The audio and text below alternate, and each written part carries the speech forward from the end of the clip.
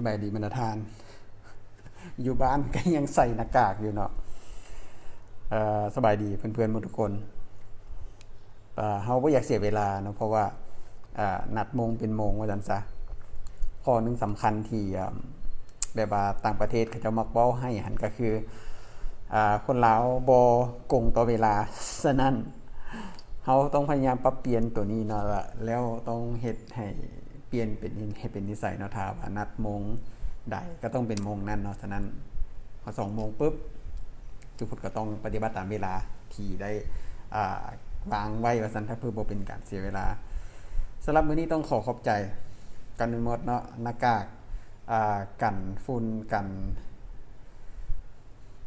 นแดดและสามารถกันโควิดได้ในระยะห่างกันเนาะอันนี้เป็นหน้ากากที่ทางปีวาตาชิเพิ่นเป็นคนมอบให้มางามเนาะใส่คักกระซับเนาะสามารถที่จะป้องกันฝุ่นป้องกันไอระเหยหรือว่าไอจามจากการที่เฮาจะได้ใกล้ชิดผู้คนหันหลายขึ้นแน่นอนเนาะแต่ว่ามื้อนี้อยู่เฮือนก็เลยเอาใส่บ่ต้องใส่ก็ได้แต่ถ้าว่าออกไปทางนอกเนาะต้องอย่าลืมต้องใส่เนาะบ่ว่าจะเป็นแบบผ้าอนามัยแบบทิ่มใส่เทื่อเดียวทิ่มหรือว่าไม่แม่นแต่แบบอื่นๆแต่แบบนี้ก็ถือว่าดีนะเพราะว่าใส่แล้วสามารถซักได้20ครั้งอย่างต่ำเนาะ20ครั้งแต่หากเนื้อผ้านุ่มเนาะทั้งหน้านี่เป็นผ้ากันน้ำทั้งในเป็นผ้าฝ้ายที่แบบเราสามารถหายใจได้ตุพุทธใส่ลองแลนร้องใส่แลนวานนี่เมื่อก่อนนี่เนาะกับถ้าแลนเพจเบาๆเพจ7เพจ8หรือว่าใส่ยางกันโอเคใส่ได้นะแต่ถ้าว่าจะใส่แลนแบบซ้อมแบบเพจ6ลงมานี่ที่ว่าหายใจบ่ออกบ่ไม่หายใจบอกหายใจบ่ทันนั่นเองขอบใจปี้อีกครั้งนึงเด้อที่มอบหน้ากากอันนี้ให้นะซึ่งผลิตโดย Evo Store นะ Never Stop นั่นเองงามนะสำหรับผ้าเช็ดปากอันนี้ทาง Evo เพิ่นก็สามารถใส่ได้เพิ่นมีจำหน่ายที่เป็นแบบของ Evo หรือว่าถ้าหากตอนนี้เพิ่นมีโปรโมชั่นถ้าหากว่าท่านสั่งผลิตจำนวน10ผืนขึ้นไปแล้วแม่นเพิ่นจะผลิตเป็นแบบของทานเองเนาะบ่ว่าจะเป็นโลโก้ของทานหรือว่าแม้แต่ชื่อของทานอีหยังต่างๆเนี่ยเขาเจ้าสามารถผลิตให้ได้งามเนาะการตัดเย็บอีหยังออกมาเนียบดีบ่มีตำหนิให้เห็นเนาะสำหรับอย่าลืมไปติดต่อที่ Evo Store เด้อโอเคแล้วก็มื้อนี้เฮาตุพุทธก็ใส่เสื้อของLao Virtual Run 2021เนาะซึ่งเป็นหัวข้อที่เราจะมาร่วมกันในมื้อนี้เองเนาะซึ่งว่าแน่นอนว่าหลายๆคนคือสิสมัครไปแล้วแหละแต่ว่าจริงๆมื้อนี้ถ้าหากว่าตามไทม์ไลน์มื้อนี้จะเป็นตรงมื้อที่เริ่มแล่นระยะเพื่อส่งผลระยะกันแล้วแต่เนื่องด้วยสถานการณ์ที่ว่าล็อกดาวน์เวียงจันทน์ตั้งแต่หลังจากสงกรานต์มานี่เนาะฉะนั้นอาจจะเพิ่มต่อไปอีกฉะนั้นทางผู้จัดเพิ่นก็เลยแจ้งข่าวเมื่อวานนี้เนาะโดยซึ่งทุกคนก็ได้ไปเห็นอยู่ในเพจของเพิ่นแจ้งมาว่าเพิ่นจะขยายเวลาในการสมัครขึ้นไปอีกเดือนนึงก็คือเดือน5นี่เนาะภายในเดือน5นี่สามารถสมัครเข้ามาได้เรื่อยๆแล้วก็ส่วนการแล่นสะสมระยะดะแม่นจะเริ่มเดือนวันที่1เดือน6เป็นต้นไปเนาะจะเริ่มจะเพิ่มเวลาในการที่จะรักษาสะสมระยะแม่นเริ่มที่จากเมื่อก่อนแม่น90มื้อแต่เพิ่นจะขยายให้อีกเป็น120มื้อนั่นเองเนาะซึ่งการแล่นก็จะมี3ระยะคือ40 50 60รวมเป็น150กิโลก็คือภารกิจรวมแผ่นดินนะตามสโลแกนของงานภารกิจแล่นรวมแผ่นดินหรือว่า Lao Virtual Run 2021นั่นเองซึ่งตู้พุทธก็จริงๆทุกคนก็บ่ค่อยมักการแล่นแบบvirtual run หลายเนาะเพราะว่ามีหลายๆอย่างที่ผ่านมาว่าซั่นซะมีหลายๆงานที่ผ่านมาบ่ว่าจะทั้งเป็นทั้งลาวทั้งต่างประเทศ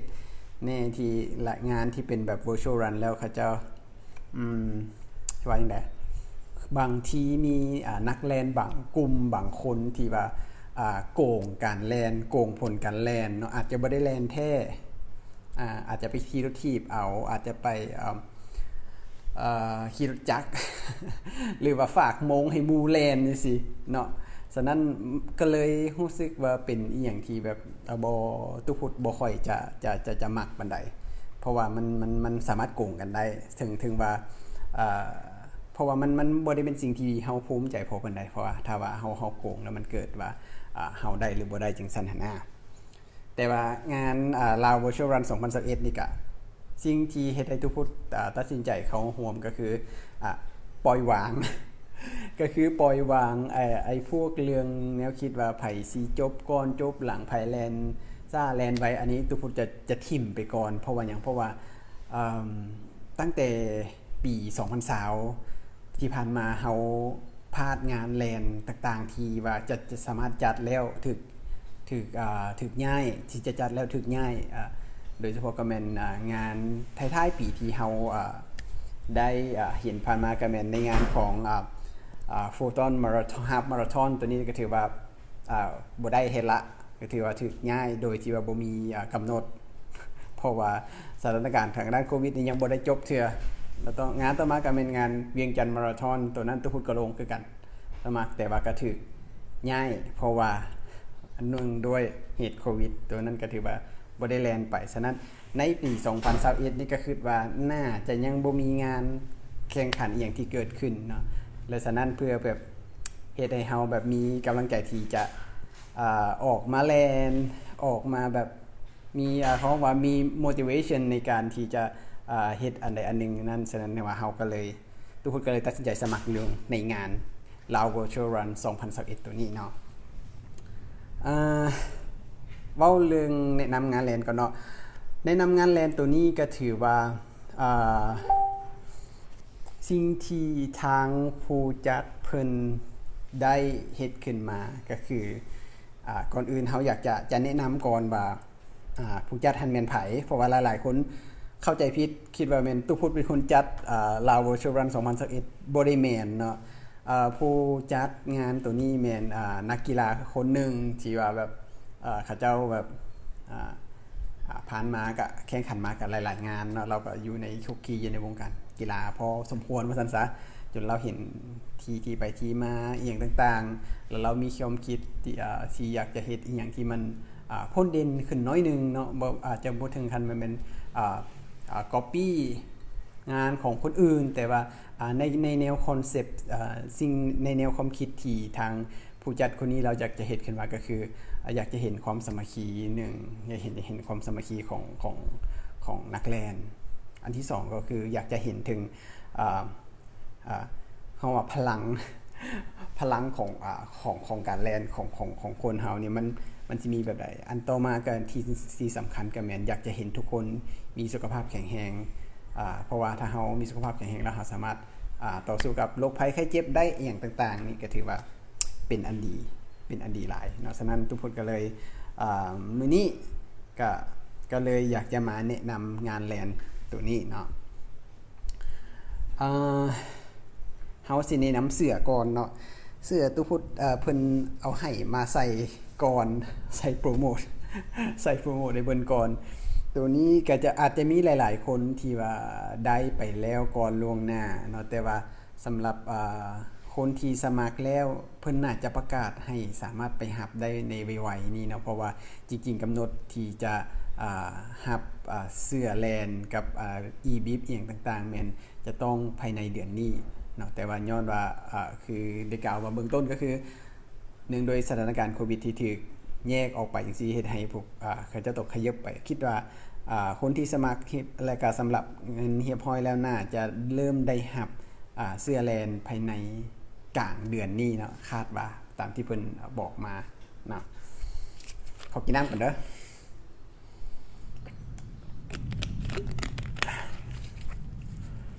ตัวเสื้ออธิบายก่อนหน่อยนึงว่าตัวเสื้อนี่ก็เฮ็ดออกมาตามธีมของงานเลยก็คือจะมีสีฟ้าเข้มสีฟ้ามะข้อนั่นเองเนาะสีฟ้าแก่นสีมะข้อแล้วก็จะมีถุงซาดแล้วก็มีสโลแกนของงานอยู่ด้านหลังคือสิเห็นแล้วพอตุพุทธเคยโพสต์อยู่ในเพจของตุพุทธแล้วทั้งหลังก็จะมีLao Virtual Run ก็คือ Lao VR นั่นเองมีตัวย่ออยู่ทางด้านหลังเนาะซึ่ง เสื้อตัวนี้ก็เป็นผ้าดีนะมันบ่เป็นเสื้อชีเชิ้ตนะมันเป็นผ้าที่สามารถใส่แลนได้เลยเพราะว่าถูกผลิตเสื้อตัวนี้มันผลิตจาก Evo Store นะจาก Evo Store ซึ่งเป็น ซึ่งเป็นพาร์ทเนอร์ที่สำคัญสำหรับนักกีฬาทุกๆคนนักกีฬาเกือบว่าทุกประเภทที่อยู่ในสปป.ลาวในปัจจุบันนี้นะเป็นเสื้อผ้าที่ดีออกแบบมางามแล้วก็สวมใส่สบายสามารถใส่แลนได้นะทุกคนใส่ไปแลนมาทีนึงแล้วเนาะแล้วก็คือว่าอะไรว่าสิ่งที่เป็นอย่างจังเป็นอย่างเพิ่นยิงกำหนดในจำนวน150กิโลภายใน120วันจริงๆที่อยากจะเห็นผู้ที่จัดที่อยากจะเห็นก็คืออยากจะให้คนเริ่มออกมาหันออกมาใส่ใจสุขภาพหันออกมาใส่เรื่องออกกำลังกายให้มันหลายขึ้นเนาะเฮาจะสังเกตว่าเดี๋ยวนี้คนอยู่ในส่วนหลายเมนจะบ่ค่อยได้ออกกำลังกายพอปานใดนะฉะนั้นเขาจะบ่ได้ตั้งสูงบ่ได้ตั้งสูงเพื่ออันนี้แม่นเพื่อเป็นหยังเพื่อตั้งแบบภายใน120มื้อเจ้าสามารถแล่นใน150หลัก120มื้อก็คือ4เดือนเฉลี่ยแล้วมื้อนึงมันถึกแต่จากกิโลนึงเนาะตัวพูดกับอ่อนเลขเนี่ยขี้ข้านไรฉะนั้นจะเห็นได้ว่าเขาเจ้าเฮ็ดออกมาระยะบ่ได้หลายเนาะแต่ว่าให้เวลาหลายๆในการแล่นของท่านเพราะว่าเมื่อท่านมีความแบบตั้งใจที่อยากจะแล่นให้มันสำเร็จนะภายใน120มื้อนะตัวพูดมั่นใจว่าทุกคนสามารถเฮ็ดได้แน่นอนสามารถสำเร็จแน่นอนถ้าสำเร็จมาแล้วสิได้อย่างแน่สิ่งที่หนึ่งที่เป็นความภาคภูมิใจของคนที่เฮ็ดสำเร็จในงานแล่นแข่งขันมาราธอนหรือว่างานvirtual run อย่างต่างๆที่สำคัญก็แม่นเรื่อง1ก็แม่นเหรียญรางวัล2ก็แม่นอาจจะมีถ้าหากบางงานก็จะมีใบ certificate ให้เป็น e certificate นะเขาเจ้าอาจจะเป็นเฮ็ดเป็น e certificate แล้วก็ส่งไปทางอีเมลที่ท่านสมัครอยู่ในงานไว้ให้นะอันที่3ก็แม่นเรื่องเหรียญรางวัลนั่นเองซึ่งมื้อนี้ทุกคนก็ได้เหรียญรางวัลของแท้เลยตัวที่จะเป็นคนที่เฮ็ดภารกิจสำเร็จรวมแผ่นดินสำเร็จ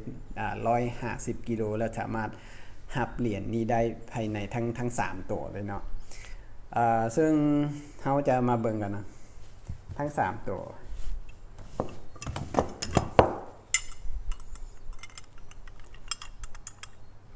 ปึ๊บถ้าหากว่า3ตัวมาประกอบเข้ากันนะมันจะเป็นมีลายธงชาติลาวครึ่งนึงแล้วก็จะมีแผนที่ของประเทศลาวนะจะเป็นจังซี่นะจะแบ่งเอาเป็นภาคเหนือแล้วก็เดี๋ยวสิให้เบิ่งแต่ละอันกันภาคเหนือจะเป็นแบบนี้นะภาคเหนือแม่นระยะเจ้าแล่น40กิโลเมตรก็ถือว่าเจ้าสำเร็จไปแล้วสำหรับภาคเหนือก็จะมีฟงสาลีอยู่ในแผนที่ก็จะมีฟงสาลีหลวงน้ำทาอุดมไซบ่อแก้วหลวงพ่อบางเสียงของซ้ำเหนือนะสำหรับตัวนี้และก็ทางด้านนี้ก็จะมีสัญลักษณ์เป็นพระธาตุภูสีที่อยู่หลวงพ่อบางเนาะแล้วก็มี40กิโลเมตรลงสีงามเป็นพรีเมียมเลยเนาะเหรียญก็ใหญ่อีกเนาะลงสีงามได้งามหลายเนาะลงสีได้งามหลายแล้วอยู่นี่ก็จะมีการสลักลงอยู่ในเหรียญโลหะตัวนี้นะจะเป็นลาว Virtual Run 2021เนาะจะเป็นแบบนี้นะทางด้านหลังนี่มีอย่างแน่ทางด้านหลังจะเป็นแนวตั้งเนาะจะมีสลักลงอยู่ในโลหะเป็น Lào Virtual Run 2021แล้วก็จะมีแผนที่ประเทศลาวเก่าแล้วก็มี 40K แล้วก็ภารกิจแลนรวมแผ่นดินอยู่ในนี้นะสำหรับตัวสายก็ออกแบบมาให้อย่างสวยงามแล้วก็ใหญ่อีกนะก็จะมี 40K แล้วก็ Lào Virtual Run 2021นะ The Running Mission of Unification นะตัวนี้อันนี้เป็นเหรียญสำหรับภาคเหนือเหรียญที่2ที่อยู่เครื่องกลางก็คือภาคกลาง ตัวนี้ถ้าหากว่าแล่นได้50กิโลเมตรเพิ่มจาก40กิโลเมตรเมื่อกี้นี้เป็น90กิโลเมตรท่านจะพิสิทธิ์เหรียญตัวนี้นะเหรียญสำหรับภาคกลาง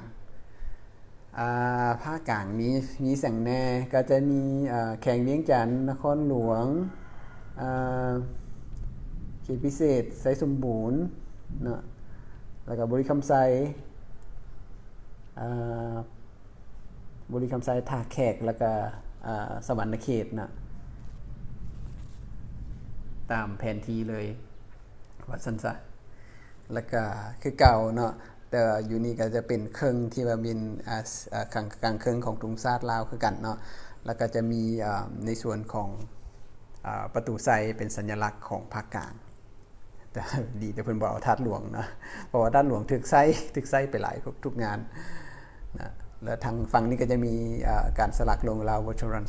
2021นะเช่นกันงามน้ำหนักถือว่านักพอประมาณเนาะพรีเมียมสุดๆเนาะเหรียญนี่หนาอีกเนาะเป็นโลหะทางด้านหลังก็มีคือเก่าเนาะลาว Virtual Run สลักลงอยู่ในเหรียญโลหะแล้วก็มีถุงแผนที่ประเทศลาวแล้วก็มีการสลักลงก็คือ50กิโลหรือ50 เคนะแล้วก็ภารกิจแลนรวมแผ่นดินทางด้านหลังเป็นแบบนี้นะอันนี้ทางด้านหน้าเบิ่งแบบนี้และสายมันก็ยังเป็นสายออกแบบคือเก่าต่างแต่ว่าอยู่นี่นะมันจะสลักคำว่า50กิโลเมตรแล้วก็เป็นภาคกลางให้ฮู้ว่าเฮาสำเร็จอยู่ที่50กิโลเมตรรวมตัวเก่าก็เป็น90กิโลเมตรนั่นเองมาเบิ่งเหรียญสำหรับภาคใต้ก็จะรวมมีสารวันเซกองอัตตปือจำปาสักนะแล้วก็เป็นสุดท้ายนะก็จะมีเหรียญ60กิโลอยู่นี่เนาะมีสัญลักษณ์ของวัดภูจำปาสักแล้วก็มีอีกเสี้ยวหนึ่งของธงชาติลาวงามเนาะงามเลยอันนี้เป็นทางด้านหน้าเหรียญที่3นะทางด้านหลังคือกันทางด้านหลังก็จะสลักคือเก่าเนาะก็จะมีลาว Virtual Run 2021มีแผนที่ประเทศลาวแล้วก็มีสลัก 60K อยู่ทางหลังแล้วก็ภารกิจแลนรวมแผ่นดินทางหลังต้องเบิ่งแบบนี้นะทางหลังต้องเบิ่งแบบนี้ส่วนทางหน้าต้องเป็นแบบนี้นะเบิ่งคักๆนำกันอีกบัดนึงนะแล้วถ้าหากเขาเอามาประกบเข้ากัน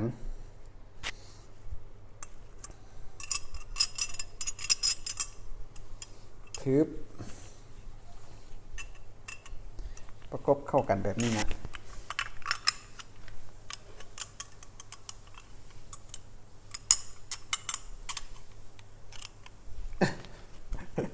ลำบากน้อยหนึ่งนะประกบเข้ากันแบบนี้เราก็จะได้เหรียญที่สมบูรณ์แบบนะก็คือ Lao Virtual Run 2021เบิ่งแล้วก็งามพรีเมียมน่าสะสมนะคุณควรค่าแก่การสะสมสำหรับนักแล่นทั่วไปตุ๊กพูดเห็นแล้วตุ๊กก็ยังอยากได้แต่ยังแล่นทรงบ่ได้เด้อที่จะทรงเริ่มเก็บระยะแม่นวันที่1เดือน6เนาะเพราะว่าเพิ่นเปลี่ยนอยู่ในระบบเรียบร้อยแล้วเพราะว่ามื้อนี้มื้อเช้านี้ตุ๊กพูดไปแล่น10กิโลตุ๊กพูดก็คิดว่าสิทรงอ้าวก็ปรากฏว่ามันมีข้อความฟ้องขึ้นมาว่าสามารถเริ่มส่งได้แม่นวันที่1เดือน6เป็นต้นไปจึงส่งได้เด้อฉะนั้นเพราะว่าเพิ่นขยายเวลาในการส่งแล้วก็ขยายเวลาในการสมัครร่วมงานนี้นะก็เป็นนี้อย่างที่คิดว่างามและก็น่าสนใจนะสำหรับงานเรียน Virtual Run Lao Virtual Run 2021ตัวนี้นะแล้วก็ถามอีกมีคนถามมาอีกว่าแล้วผู้จัดหันแม่นผู้ใดผู้จัดหันแม่นชื่อของบริษัทเขาเจ้าแม่น Project X เนาะซึ่งตามที่ได้ล้มกับทางผู้จัดแม่นทาง Project X แม่นจะเริ่มเฮ็ดกิจกรรมต่างๆที่เกี่ยวกับกีฬาเนาะซึ่งเพิ่นก็คาดว่าเพิ่นสิเฮ็ดกิจกรรมทางด้านกีฬาบ่ว่าจะเป็นกีฬาแล่นหรือกีฬาอื่นๆกีฬารถถีบอีหยังต่างๆ ที่คาดว่าเพิ่นสิเฮ็ดอยู่ในอนาคตเนาะซึ่งเฮาก็ต้องติดตามต่อไปถือว่างานนี้แม่นทางโปรเจกต์ X เพิ่นก็ได้ลองทางก่อนในการจัดLao Virtual Run 2021มานี่นะสิ่งที่อีกอันนึงที่ทางเพิ่นฝากมาก็คือข้าเจ้าทั้งผู้จัดนี่อยากเห็นความภาคภูมิใจของนักกีฬาบ่ถึงขั้นว่าเป็นนักกีฬาคนทั่วไปนี่แหละที่อยากจะพิชิตตัวเองเนาะว่าตัวเองสามารถเฮ็ดได้บ่ใน120มื้อสามารถแล่นได้บ่จบบ่ใน90กิโลเมตร150กิโลเมตรนี่นะดังนั้นเพราะว่าอย่างหลังจากที่เฮาอยากให้มวลชนทั่วไปได้เข้าร่วมโครงการกิจกรรมของโครงการแล้วท่านก็ยังได้สร้างนิสัยเปลี่ยนนิสัยเฉพาะร่วมเปลี่ยนแนวความคิดใหม่ๆเกี่ยวกับการออกกำลังกายและการรักษาสุขภาพของท่านนั่นเองเนาะสิ่งนี้เป็นสิ่งที่สำคัญที่สุดเนาะที่ว่าทางผู้จัดเพิ่นได้จัดเตรียมมานั่นเองเนาะ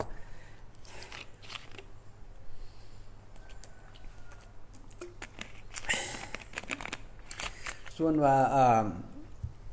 คนที่อยู่ต่างแข่งแม่นสามารถสมัครได้เพราะว่าการสมัครก็สมัครออนไลน์เนาะสมัครออนไลน์โดยตู้พูดจะบอกว่าการสมัครออนไลน์ก็ง่ายๆเนาะจะมีลิงก์ให้สมัครอยู่ในส่วนของที่เพิ่นประกาศอยู่ในเฟซอยู่ใน Facebook Page ของLao Virtual Run 2021เนาะมันจะมีลิงก์อยู่หั่นอยู่ในทุกๆโพสต์จะมีลิงก์อยู่หั่นสามารถคลิกเข้าไป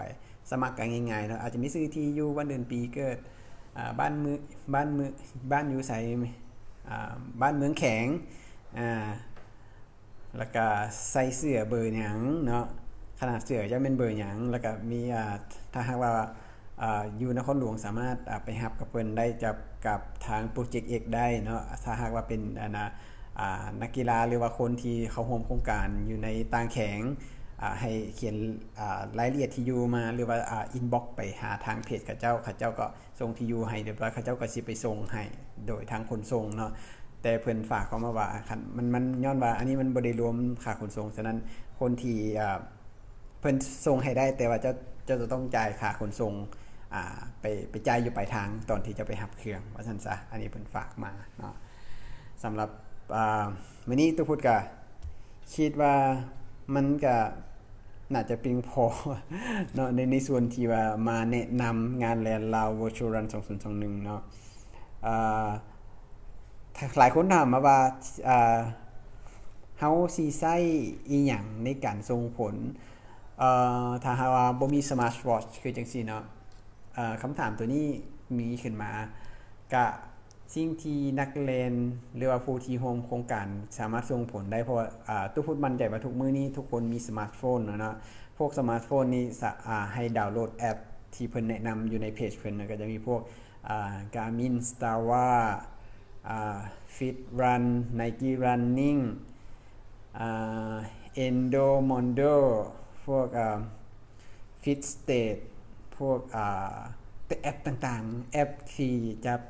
จับผลเกี่ยวกับการเล่นนะพวกนั่นแหละเมื่อท่านก่อนท่านจะเล่นก็ตั้งเวลาแล้วก็จับไปเพื่อจะได้ระยะเนาะหลังจากท่านสิ้นสุดการออกกำลังกายในมื้อนั้นแล้วก็ทางก็กดเจ้าแล้วก็จะมีผลขึ้นมาให้แคปหน้าจอตรงนั้นแล้วก็ส่งสามารถส่งผลการเล่นอยู่ในลิงก์ของเขาเจ้าหั่นแต่ถ้าหากว่าท่านเฮ็ดบ่เป็นสามารถอินบ็อกซ์ให้ทางผู้จัดงานทางเพจเพิ่นจะเป็นคนอัปเดตผลเพื่อผลหรือว่าระยะของการแล่นของท่านเข้าในระบบให้เพื่อให้รู้ว่าแต่ละมื้อหันท่านแล่นได้เท่าไหร่แล้วยังเหลือเท่าใดที่จะต้องแล่นต่อเพื่อให้จบ150กิโลภายใน120มื้อนั่นเองนะมื้อนี้ก็ยังสิบ่ได้ล้มกันหลายเพราะว่าซึ่งจริงๆแล้วทุกคนก็คิดว่าช่วงนี้เป็นช่วงที่เพิ่นประกาศล็อกดาวน์อยู่ย้อนประกาศระบาดของโควิด -19 ก็ยังอยู่ในบ้านเฮาก็ถือว่าแพร่ระบาดหนักกว่าปีกายเนาะเพราะว่าเนื่องด้วย มีคนบ่ดีว่าซั่นซะจำนวนหนึ่งที่ว่าลักลอบเข้ามาทางประเทศลาวจากประเทศเพื่อนบ้านเฮ็ดให้มีการแพร่ระบาดอย่างหนักในช่วงของสงกรานต์ที่ผ่านมาเนาะเฮ็ดให้บ้านเฮาแบบมีผู้ติดเชื้อแบบแต่ละมื้อแบบหลายเป็นตาย้านหลายฉะนั้นทุกคนก็อยากจะแนะนำเนาะสำหรับหมู่ๆเพื่อนๆคนที่อยากแม่นอยู่ตรงนี้เพิ่นให้กักตัวแต่ว่าก็บ่ถึงขั้นว่าบ่แม่นให้ออกจากบ้านเนาะแต่ว่าก็ถ้าหากว่าได้ออกไปข้างนอกออกไปเฮ็ดกิจกรรมการแล่นหรือออกกำลังกายอื่นๆพยายามหลีกเลี่ยงจุดที่มีคนหลายเนาะอันนี้สำคัญหลายหลีกเลี่ยงจุดที่มีคนหลายที่2ก็แม่นถ้าเป็นไปได้ก็แม่นออกไปแล่นตอนเช้าๆเนาะคือทุกพุธจะออกไปแล่นอยู่เนาะออกไปแล่นอยู่เกือบว่าทุกมื้อแต่ว่าพูดจะออกไปเช้าๆเนาะประมาณ5โมงเช้าสิก็เขี่ยวออกไปแล่นให้จบแล้วก็พยายามเพราะว่าช่วงเช้าๆคนขี้คร้านตื่นช่วงเช้าคนบ่มีหลายว่าซั่นซะช่วงเช้าคนจะบ่มีหลายฉะนั้นทุกพุธจะไปแล่นช่วงนั้นก็ถือว่าหลีกเลี่ยงการพบปะผู้คนได้แล่นแล้วก็หีบกลับมาบ้านแล้วก็อยู่บ้านเพราะว่าซุมื้อนี้ทุกพุธก็ work from home มาได้3อาทิตย์แล้วก็คิดว่าอาทิตย์หน้านี่ก็ยังจะ work from home ไปอยู่ฉะนั้นก็ยังมีเวลาเนาะฉะนั้นถ้าหากว่าบ่จำเป็นอีหลีเนาะหากว่าบ่ควรจะออกจากบ้านเทื่อในช่วงนี้เนาะสามารถเฮ็ดกิจกรรมอันอื่นๆที่นอกเหนือจากการแล่นหน้าบ้านเฮาบ่หรือว่าเป็นการเฮ็ดฟิตเนสในบ้านบ่อย่างต่างๆซึ่งทุกคนก็มีอยู่มีการเฮ็ดอยู่บ่ว่าจะเป็นการเล่นโยคะการที่รถถีบที่อยู่บ้านปั่นรถถีบไฟฟ้ารถถีบล้อหมุนนะอยู่บ้านอันนั้นก็เป็นการช่วยในการออกกำลังกายดีๆคือกันเนาะเพราะว่าเฮาต้องแข็งแรงเนาะถ้าสุขภาพเฮาแข็งแรงแล้วเฮาสามารถสู้กับโรคภัยไข้เจ็บได้นั่นเองฉะนั้นก็อยากให้ทุกคนแบบถึงว่าเพิ่นล็อกดาวน์แล้วก็บ่แม่นว่านอนตื่นมากินแล้วนอนตื่นมากินแล้วก็นอนอันนี้ก็บ่ได้คือกันเนาะเพราะว่าหยังเพราะว่าถ้าเฮาบ่ได้ออกกำลังกายถ้าเฮาบ่ได้ขยับเพราะฉะนั้นเฮาก็จะรู้สึกเมื่อยท่านลองสังเกตเบิ่งเนาะเฮาอยู่ละๆกินได้นอนกินได้นอนสิแห้งเฮ็ดเฮาเมื่อยหลายแห้งเฮ็ดให้เฮาขี้คร้านขึ้นฉะนั้นเฮาต้องลุกขึ้นมาปฏิบัติตัวเองนะอยู่บ้านปัดบ้านถูบ้านซักเครื่องซักของเมียนบ้านอีหยังต่างๆเนี่ยก็ถือว่าเป็นการออกกำลังกายไปในตัวอยู่แล้วเนาะท่านผู้ชมอันนี้สิ่งที่ผมอยากจะฝากถึงเพื่อนๆเนาะถ้าออกไปนอกเฮาก็ต้องมีหน้ากากกันฝุ่นหน้ากากกันตัวเองนี่แหละถ้าเป็นไปได้ก็เป็นหน้ากากที่ว่าแบบดีแน่ก็เป็นหน้ากากพวก N95 ของที่ว่าเป็นหน้ากากของทางการสิสามารถป้องกันได้แบบ 90% อย่างสิแต่ว่าก็อย่าลืมว่าเฮาออกไปแล้วอย่าลืมมีเจลแอลกอฮอล์ล้างมือประจำถ้ามีโอกาสก็ต้องล้างมือใส่สบู่อย่างดีเนาะแล้วก็พยายามรักษาระยะห่างอย่าไปอยู่ใกล้คนบางทีการจับยืนสิ่งของให้กันต่างๆนี่ก็อาจจะบ่ควรอาจจะวางไว้แล้วเฮาค่อยไปหยิบทีหลังพยายามอย่าให้ต่อมือเพื่อลดอาการอยู่ใกล้กันนั่นเองเนาะฉะนั้นเราจะต้องผ่านวิกฤตโลกให้ตัวนี้ไปนำกันเนาะและก็ซุมื้อนี้สิ่งที่สำคัญก็แม่นทางรัฐบาลเพิ่นแม่นได้ประกาศให้ไปสักยากันวัคซีนกันโควิด -19 กันเรียบร้อยแล้วเนาะฉะนั้นก็ทุกคนอยากจะรณรงค์ให้ทุกคนให้เพื่อนๆทุกคนได้ไปสักยาออกไปสักยาวัคซีนตัวนี้เนาะเพราะว่าถ้าเฮามีการสักยาวัคซีนไปแล้วเฮาจะมีภูมิคุ้มกันของร่างกายของพวกเฮาเนาะแต่ว่าอย่าลืมแล้วก็อย่าคิดไว้เด้อว่าเฮาสักยากันวัคซีนไปแล้วเฮาสิบ่มีโอกาสติดเฮายังมีโอกาสติดได้เนาะแต่ว่าโอกาสติดของเฮามันก็จะมีน้อยลงแล้วก็ผลกระทบของเชื้อไวรัสตัวนั้นก็จะน้อยลงว่าซั่นซะพาเฮาได้รับการสักวัคซีนไปแล้วฉะนั้นสิ่งอื่นใดทั้งหมดก็คือต้องรักษาสุขภาพของตัวเองให้แข็งแรงก่อนถ้าแข็งแรงแล้วพยาธิมันก็บ่สามารถทำลายเฮาได้เนาะฉะนั้นอันนี้ทุกคนก็ฝากไว้เนาะผู้ใดที่ยังบ่ได้ไปสักวัคซีนรีบไปสักเด้อเพราะว่าตอนนี้เพิ่นก็มีการขยายหลายๆจุดให้ทุกคนได้ไปสักวัคซีนกันตัวนี้แล้วเนาะ แล้วก็ถ้าไปก็อย่าลืมรักษาระยะห่างปฏิบัติตามขั้นตอนต่างๆของแพทย์หมอเพิ่นให้ละเอียดนะวัคซีนทุกตัวหันมีคุณภาพมีประสิทธิภาพในการป้องกันโควิด -19 ได้ซ้ำกันเนาะฉะนั้นอย่าลืมพี่ไปสักเด้อเพราะว่าแม้แต่ประเทศเพื่อนบ้านเฮาเขาเจ้าสิห้องสิให้เด้เพราะว่าอยากสักวัคซีนนะแต่ว่าเขาเจ้าบ่มีเนาะย้อนว่าประชากรของเขาเจ้าหลายฉะนั้นทางการเพิ่นก็จัดหามาให้ก็ยังบ่เพียงพอแต่ว่าประเทศเฮาประเทศน้อยประชากรน้อยแต่ว่าได้รับการช่วยเหลือจากทางหน่วยงานต่างๆองค์การยูนิเซฟองค์การWHO ก็คือWorld Health นั้นก็มาช่วยหลายๆประเทศก็มาช่วยเฮ็ดให้เฮามีวัคซีนที่คาดว่าจะสามารถซักให้คนลาวได้กว่าครึ่งแน่นอนภายในตามเพิ่นว่าภายในกลางปีจนถึงสิ้นปีนี้อยากจะซักให้คนลาวได้เกินครึ่งฉะนั้นถ้าเฮาคนจำนวนหลายอยู่ในประเทศสามารถซักได้รับวัคซีนไปแล้วเขาเจ้าก็จะมีภูมิต้านทานหมู่ในการป้องกันเชื้อโควิด -19 ตัวนี้นะและที่สำคัญถ้าว่าผู้ใดรู้สึกว่ามีอาการนะ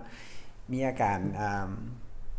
รู้สึกว่าจะติดเชื้อบ่อีหยังบ่จังซี่เนี่ยอยากจะให้ไ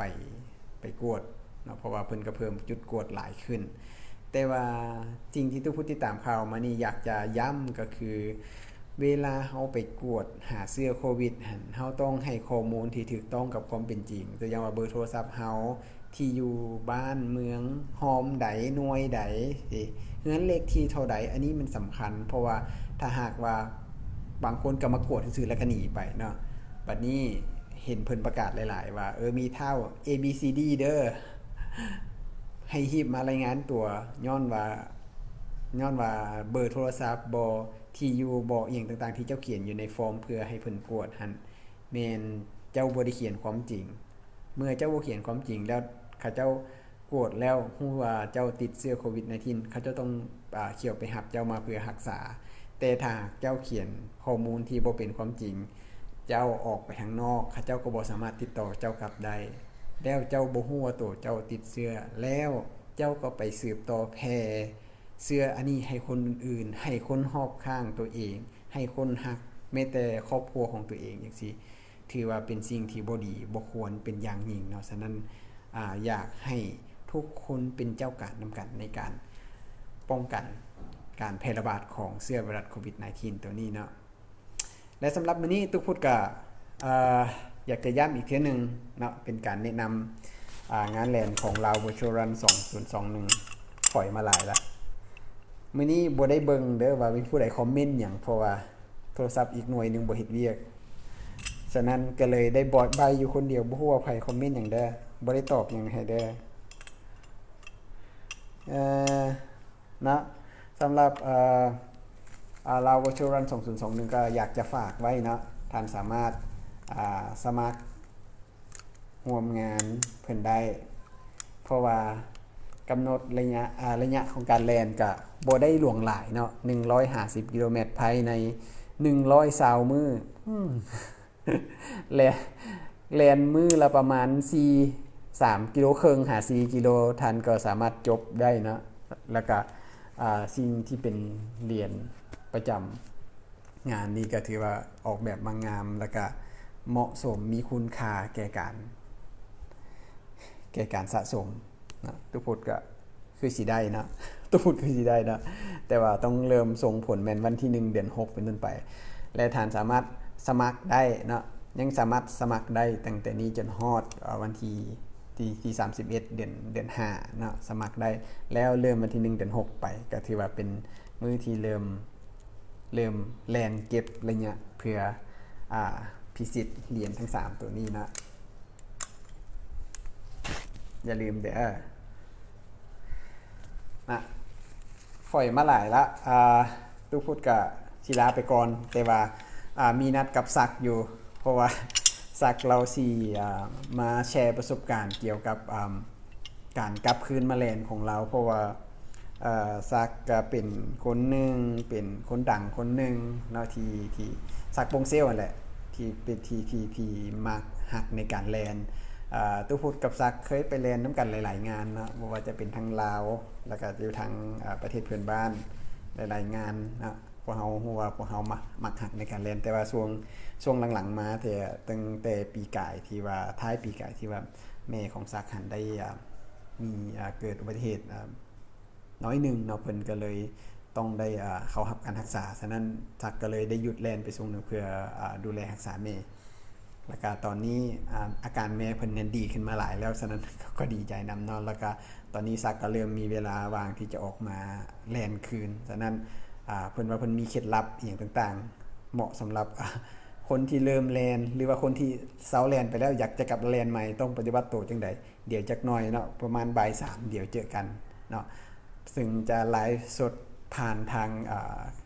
Facebook ของซักบงเซลเนาะสำหรับมื้อนี้ตัวพุทธกับน้ำดื่มรีไวฟ์วาตาชิและก็ลาวเวอร์ชวลรัน2021กับขอลาไปก่อนเนาะพบกันใหม่ในการไลฟ์สดครั้งต่อไปนะใน EP ต่อไปเฮาสิมีหยังเดี๋ยวติดตามทางเพจตุพุทธเนาะตุพุทธสิพยายามอัปเดตแล้วก็อาจจะมีการโอ้ลมกับทางนักแลนคนที่มีประสบการณ์ต่างๆมาแชร์ประสบการณ์ให้ทานได้ฮู้ว่าเขาเจ้าแลนจังใดเฮ็ดหยังต่างๆจังใดเนาะสำหรับมื้อนี้ตุพุทธขอลาไปก่อนบ๊ายบาย